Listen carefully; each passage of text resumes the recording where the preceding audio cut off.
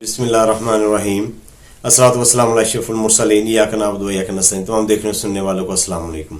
मैं हूं आपका मेजबान चौधरी मुदस्सिर। आप देख रहे हैं यूट्यूब चैनल बखरुश ऑफिशियल। नाजरीन, पहले बात करते हैं एक गेम की। एक रेस होती है, कीनिया का एक रनर होता है जिसका नाम है, एक एथलीट है, उसका नाम है अबील मताई। वो एक रेस में हिस्सा लेता है और फतह की लाइन से सिर्फ चंद फुट की दूरी पर, लेकिन निशानात की वो चंद फुट की दूरी पर रुक जाता है। और निशानात जो होते हैं फतह के, वो समझता है उसकी गलती कर बैठता है, वो समझ नहीं सकता, उसे सब पता है कि उसने रेस खत्म कर लिया है। और उसके पीछे एक और एथलीट दौड़ता हुआ आता है जो कि हिस्पानवी होता है, उसका नाम फर्नांडीज होता है। फर्नांडीज जो है उसे समझ लग गई कि ये गलती कर बैठा है निशाना समझने में। उसने अपनी रेस को स्लो किया फर्नांडीज ने, और उसने मताई को समझाया कि आगे भागे और निशान जो फिनिश लाइन है उसे क्रॉस करे। लेकिन वो जो मताई है वो उसकी जबान नहीं समझ सकता। जो फर्नांडीज है वो करीब आता है उसके और उसे पुश करता है, और जो फतह की लाइन है उसके दूसरी तरफ करता है और उसे जीतने में मदद करता है। पूरी दुनिया ने यह मनासर देखे कि फर्नांडीज ने मताई को जिताया है। तो सहाफी ने उससे सवाल किया कि आपने ऐसा क्यों कि आप जीत सकते थे। मतलब फर्नांडीज ने कहा कि ये मताई रेस जीत चुका था, रेस मताई की थी, फतह मताई की थी, लेकिन वो बस मिसअंडरस्टैंड हो गई, उसके अंडरस्टैंड नहीं कर सका, वो बस समझ नहीं सका, इसलिए वो रुक गया। उसने फिर इस्रार किया। फर्नांडीज को आप जीत सकते थे। फर्नांडीज ने उसकी तरफ देखा और कहा अगर मैं जीत जाता तो इसकी क्या हैसियत होती मेरी फतह की, और जो मुझे तगमा मिलता, जो मुझे मेडल नहीं मिलता, उसकी क्या हैसियत होती। नाजरीन, ये जिन्हें हम काफर कहते हैं उनके असूल पसंदी और ईमानदारी देखिए, और दूसरी तरफ आपने मुल्क के हालात देखिए। हमारे जो ताकतवर है उन्होंने अपने अवाम के वोटों पर शब खून मारा, ताकतवरों ने शब खून मारा और फॉर्म 47 वालों को जितवाया, और फॉर्म 45 जो ओरिजिनल जीते हुए थे उनका हरा दिया। अगर हम इस मिसाल को देखें, वो एथलीट है, पूरी दुनिया ने उसे अप्रिशिएट किया, हालांकि वो काफर है। हम नमाज भी पढ़ते हैं, रोजे भी रखते हैं, अल्लाह और उसके हबीब सल्लल्लाहु अलैहि वसल्लम पे ईमान भी रखते हैं, लेकिन फिर भी हमारा ये मुवाजना अभी आप खुद देखिएगा। इसके बाद मैं थोड़ा सा एक दो स्टेटमेंट है। चेयरमैन पीटीआई बैरिस्टर गौहर और उमर अयूब पेशावर पहुंच गए हैं। उमर अयूब बैरिस्टर गौहर आतफ और अली अमीन गंडापुर से मुलाकात करेंगे। आतफ और अली अमीन गंडापुर को साथ बिठाकर मामला हल करेंगे। ये बहुत जबरदस्त इनिशिएटिव है। नाजरीन, ये पीटीआई का अच्छा काम है। और जो कल सलमान अकरम राजा साहब ने वो एक बयान दिया कि ये जो आर्मी की एक्सटेंशन है उनका अंदरूनी मामला है, क्योंकि वो हक बजानब थे कि जब तक खान से वो इंस्ट्रक्शंस नहीं ले देते उस पर कुछ बात नहीं कर सकते। और इसके रद्द अमल के तौर पर शहबाज गिल साहब ने जो कहा है कि इससे बेहतर था आप खामोश रहते। और नाज़रीन, इस पे काफी बातें हैं, लेकिन मैं आपको थोड़ी सी बातें, मेरा ये व्लॉग आप पूरा देखिएगा और इसे महफूज कीजिएगा। वक्त आने पे मैं दोबारा इसका हवाला भी दूंगा और ये आपने निकाल के देखना भी है। अभी पाकिस्तान जो समझ रहे हैं कि अमेरिका के इलेक्शंस पे उनकी नजर है, नो डाउट उसमें जो ट्रंप है वो हैवी लीड से अब तक, जब मेरा व्लॉग देख रहे हैं या मैं रिकॉर्ड कर रहा हूं, इस वक्त तक बड़ी लीड से जीत रहा है। कैमरा हैरिस पीछे हैं। आगे रिजल्ट क्या आता है उसका मुझे अंदाजा नहीं। जब तक आप मेरा व्लॉग सुनेंगे तो आपको सारी सिचुएशन जो है, वो सारे जो धुंध के बादल है वो क्लियर हो जाएंगे और आपको पता चल जाएगा कि ट्रंप जीत चुका है। मैं आपसे कुछ चीजें पूछना चाहता हूं। नाजरीन, ये आपका मामला है, ये 25 करोड़ अवाम का मसला है। हम क्यों अमेरिका की तरफ देख रहे हैं? अमेरिका के امریکہ ہمیشہ اس کی ڈیفینیٹ امریکہ جو الیکشن ہے یہ ورلڈ آرڈر چینج کرتے ہیں، اس میں کوئی شک نہیں، لیکن وہ ہمارے مطالبات کیوں مانے گا؟ ہمارے کہنے پہ کیوں؟ اس نے سب سے پہلے اپنے انٹرسٹ دیکھنا ہے، اس نے اپنا فائدہ دیکھنا ہے۔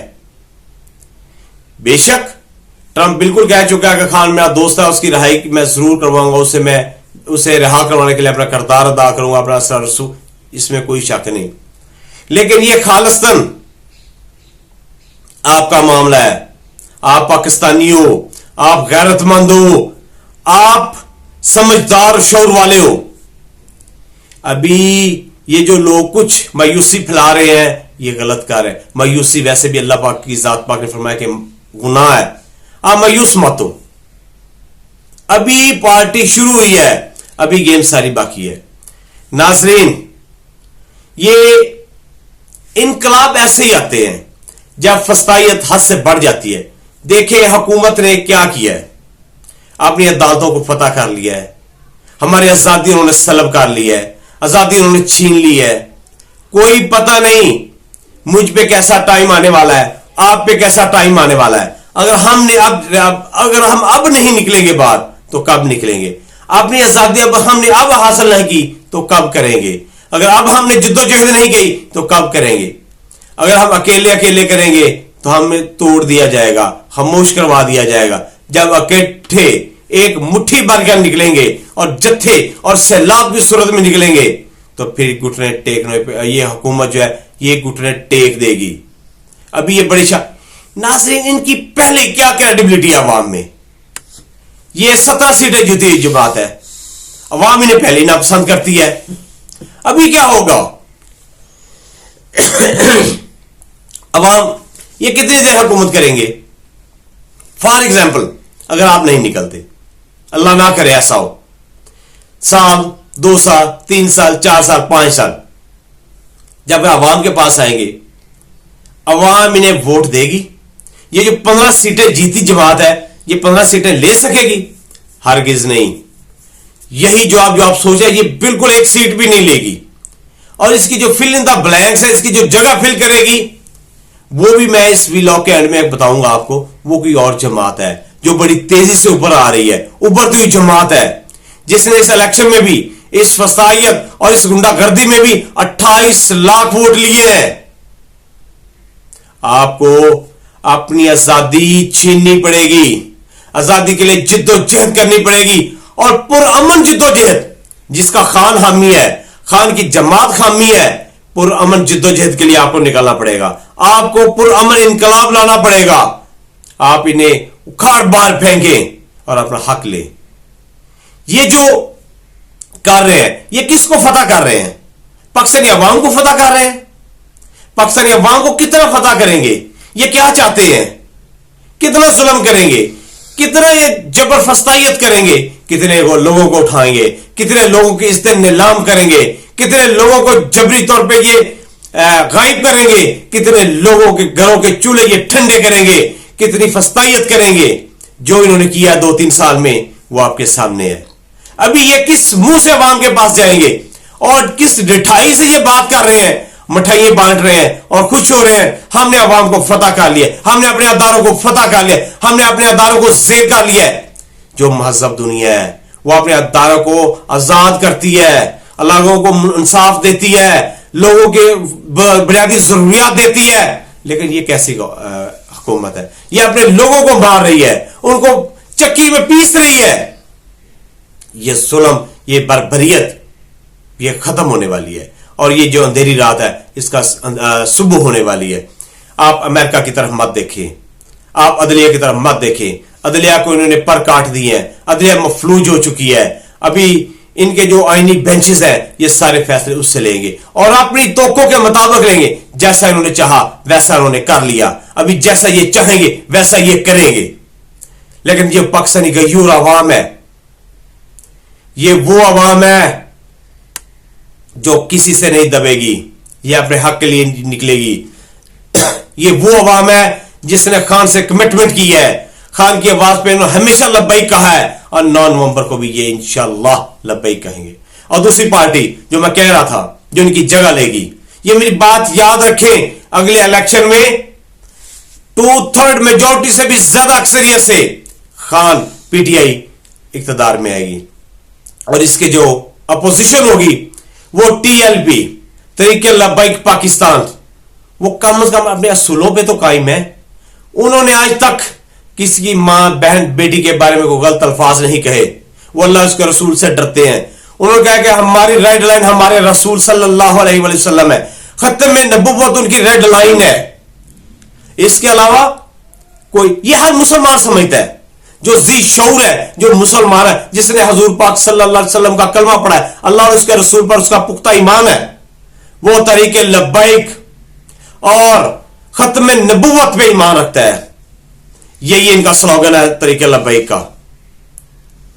یہ طریق لبیک انہوں نے 28 لاکھ ووٹ لیے، اور جس طرح سے کم عمر ہونے کے باوجود سعد رضوی صاحب جتنا کمال کا کام کر رہے ہیں، جتنی زبردست وہ موبلائز کر رہے ہیں، اور پورے پاکستان میں وہ اپنے جلسے اور اپنے کانفرنس کر رہے ہیں اور لوگوں کو ایمان کی طرف کھینچ رہے ہیں، یہ قابل ستائش ہے.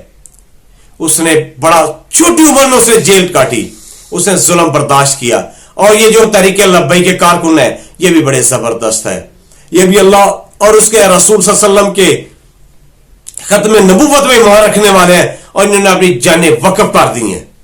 طریق لبیک کے جو کارکن ہیں، انہوں نے ختم نبوت پر اپنی جانیں وقف کر دی ہیں، اور یہ ابھرتی ہوئی بہت بڑی جماعت ہے. اور یہ خوش آئند ہے کہ ہماری سیاست میں جو بغیرتی گندگی ہے، اس میں ٹھنڈی ہوا کا جھونکا ہے.